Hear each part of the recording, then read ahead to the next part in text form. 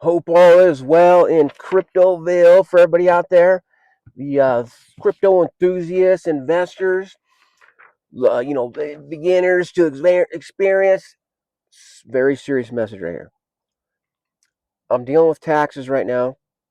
I'm trying to show some losses with different things, with my business and my investments. Okay, here's what's up.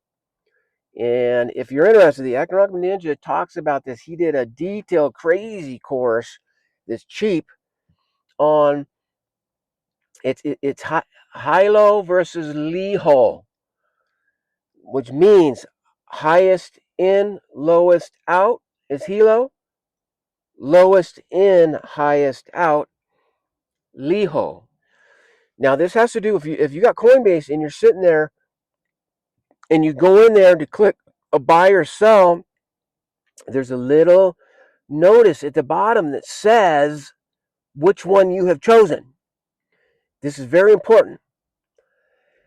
If you are trying to wash a trade, and I'm not going to go into that whole thing, that's your tax professional can tell you about that. But sometimes when your positions are down at the end of the year, you can sell it and buy it back at a loss.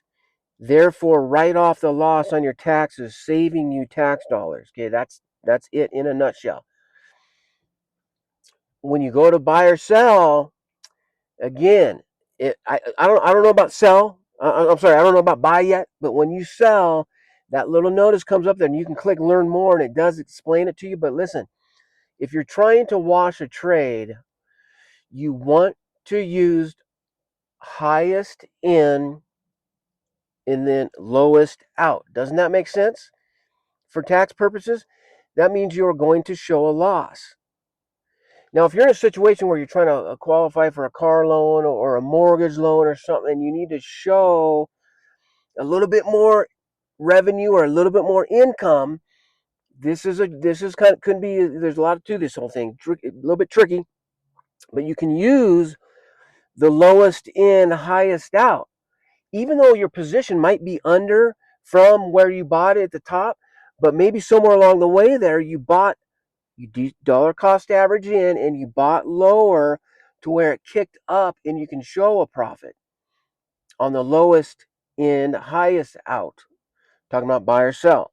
Now, this could sound complicated, but you can make it simpler than it is. Okay. I just washed 7 trades, full disclosure. Okay. That's not, trust me, I have more positions. I got like 15, 16 positions. So about half of my, and they're small little pieces that I'm taking. There's only one. I don't want to say what it is, but it is an alt token that I still stand by, and I know I'm going to make money on it. But you got to be more patient. But that thing was down a lot. So what I've learned in my investment career is that you've never lost until you go and sell. Okay.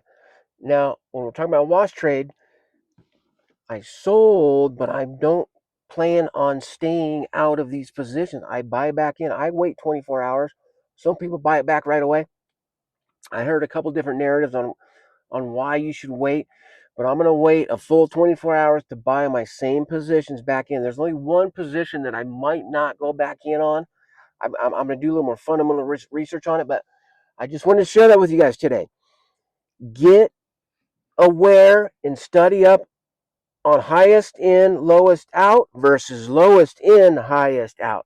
Study those two things. Not even study, but just have an idea what they mean and how they can apply to what you're doing in your investment journey. So, hey, that's all I got for you today. Appreciate your time, like always, everybody. Enjoy the rest of your holiday vacation week. Waiting for the big man to come in and bring you some good presents. All right, people. Appreciate your time. Thumbs up. Subscribe if you would, please. Crypto Hop signing out. All right. Peace out. Peace out. Much love.